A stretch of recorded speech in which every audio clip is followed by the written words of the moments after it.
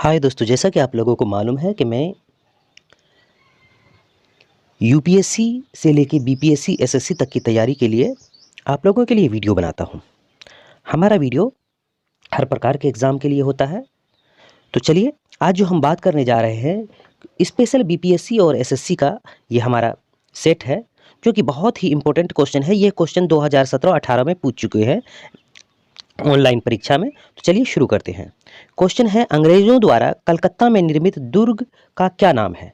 अंग्रेजों द्वारा कलकत्ता में निर्मित दुर्ग का क्या नाम है?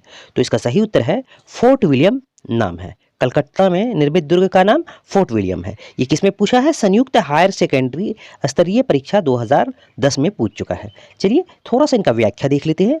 बर्दवान जिले के एक जमींदार शोभा सिंह के विद्रोह के कारण अंग्रेजों ने 1696 ईस्वी में अपनी नई कोठी की किलेबंदी की अनुमति मिल गई। बंगाल के सूबेदार अजीमुस्सान ने 1698 ईस्वी में अंग्रेजों के सुतानती, कलिकाता एवं गोविंदपुर नामक 3 गांवों की जमींदारी प्रदान की, जिसके बदले में उन्हें इन गांवों के मालिकों को 1200 रुपये देने पड़े। इंग्लैंड के सम्राट के सम्मान में उक्त किलेबंद व्यावसायिक प्रतिष्ठान का नाम फोर्ट विलियम रखा गया। चलिए थोड़ा सा स्क्रॉल करते हैं। सर चार्ल्स आयर इसका पहले प्रेसिडेंट बने। चलिए अगला क्वेश्चन की तरफ। क्वेश्चन है, निम्न में से कौन भारत आने वाला पहला अंग्रेजी जहाज था? भारत आने वाला पहला अंग्रेजी जहाज कौन था? तो भारत आने वाला पहला अंग्रेजी जहाज जो है रेड ड्रैगन था। रेड ड्रैगन था। ये कौन सा परीक्षा में पूछा है? एसएससी सीपीओ परीक्षा 2011 में भी पूछ चुका है। चलिए इनका व्याख्या देखते हैं। कैप्टन हॉकिंस के नेतृत्व में हेक्टर नामक पहला अंग्रेजी जहाज 1608 ईस्वी में सूरत के बंदरगाह पर आकर रुका तथा हॉकिंस ही प्रथम अंग्रेज व्यक्ति थे जिसने समुद्री मार्ग से भारत की भूमि पर कदम रखा था। दिए गए विकल्पों में हेक्टर नहीं, यद्यपि रेड ड्रैगन उसी जहाज बेड़े में शामिल थे जिसमें से हेक्टर जहाज था। अतः प्रश्न अनुसार अभिष्ट उत्तर सी विकल्प होगा। चलिए अगला क्वेश्चन की तरफ। क्वेश्चन है, भारत में डच का सबसे प्रारंभिक उपनिवेश कहाँ था? एक बार फिर से देख लीजिए, भारत में डच का सबसे प्रारंभिक उपनिवेश कहाँ था? तो मुसलीपट्टनम में जो है सबसे पहला उपनिवेश यानी पहली फैक्ट्री मुसलीपट्टनम में डाली थी। चलिए इनका व्याख्या देखेंगे। भारत में डचों का सबसे प्रारंभिक उपनिवेश मुसलीपट्टनम 1605 में था। भारत में डचों के अन्य कोठियां थी पुलिकट 1610 ईस्वी में, सूरत 1616 ईस्वी में, विमलीपट्टनम, चिनसूरा, कासिम बाजार, पटना, बालासोर आदि। चलिए अगला क्वेश्चन की तरफ। अगला क्वेश्चन है, 1651 में मुगलों द्वारा बंगाल में किस स्थान पर ईस्ट इंडिया कंपनी का व्यापार करने और फैक्ट्री बनाने की अनुमति दी गई? तो 1651 में जो है बंगाल में किस जगह पे दी गई? तो कासिम बाजार में दिया गया था।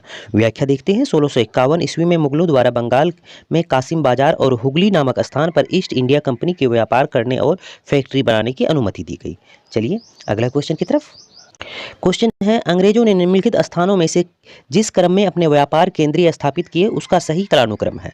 उसका सही कालानुक्रम आप लोगों को बताना है कि सबसे पहले कहाँ किए, उसके बाद कहाँ किए। तो इसका सही उत्तर हो जाएगा, सबसे पहले सूरत में किया था 1613 ईस्वी में, उसके बाद मद्रास में किया 1639 ईस्वी में, फिर बम्बई में किया 1687 ईस्वी में, अंत में कलकत्ता में किया 1698 ईस्वी में। तो इसका आंसर जो है सी हो जाएगा। व्याख्या इसी प्रकार का है। तो चलिए अगला क्वेश्चन की तरफ। क्वेश्चन है, निम्नलिखित में से कौन सा स्थान भारत में पुर्तगालियों का मुख्यालय था?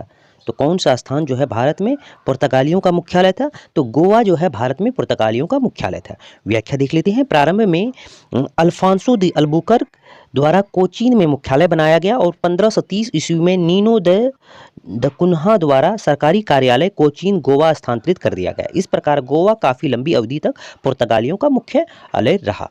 चलिए अगला क्वेश्चन की तरफ।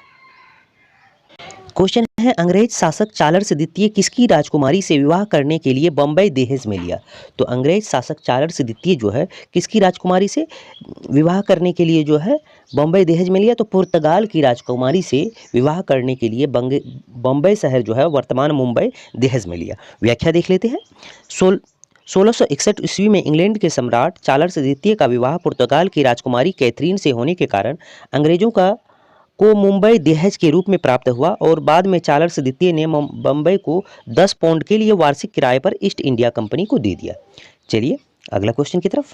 क्वेश्चन है, भारत के लिए समुद्री मार्ग की खोज का श्रेय जाता है। तो भारत के लिए समुद्री मार्ग की खोज का श्रेय जो है पुर्तगालियों को जाता है। किसको? पुर्तगालियों को। इसका व्याख्या जानते हैं। भारत के लिए समुद्री मार्ग का खोज का श्रेय वास्को डी गामा को दिया जाता है, जो एक पुर्तगाली था।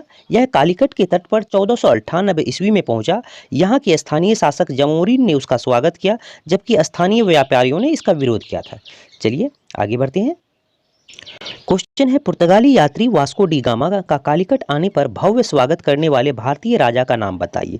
तो पुर्तगाली यात्री वास्को डी गामा का कालीकट आने पर भव्य स्वागत करने वाले राजा का क्या नाम था? तो उसका नाम था जमोरिन। अभी हमने पिछला क्वेश्चन में इनका व्याख्या देख लिया था, तो उसको आप लोग देख लीजिएगा। चलिए अगला क्वेश्चन की तरफ। क्वेश्चन है, कैप ऑफ गुड होप के रास्ते भारत के समुद्री रास्ते की खोज किसने की थी? एक बार फिर से देख लीजिए। कैप ऑफ गुड होप के रास्ते, कैप ऑफ गुड होप के रास्ते भारत के समुद्री रास्ते की खोज किसने की थी? तो इसकी जो खोज जो है वास्को डी गामा ने की थी। किसने? वास्को डी गामा ने की थी। व्याख्या देख लेते हैं। कैप ऑफ गुड होप के रास्ते भारत के समुद्री रास्ते की खोज वास्को डी गामा ने की थी। वह सर्वप्रथम 1498 ईस्वी में भारत के कालीकट तट पर इसी मार्ग से आया था। चलिए, हमारा ये क्वेश्चन इस वीडियो क्लासेस का अंतिम क्वेश्चन था, क्योंकि आज जो हम 10 क्वेश्चन से प्रारंभ कर रहे हैं। आप लोग हमारे चैनल को सब्सक्राइब कीजिए और क्वेश्चन को हम 25 क्वेश्चन का एक पार्ट बनाएंगे, उस पार्ट को देखते रहिएगा। लेकिन इसके लिए सपोर्ट जरूरी है, इसलिए हमने चैनल को जो है व्यूज़ नहीं आने के कारण हमने बंद कर दिया था। आप लोग सपोर्ट कीजिए, जितना हो सके उतना शेयर कीजिए। पूरा वीडियो देखने के लिए धन्यवाद।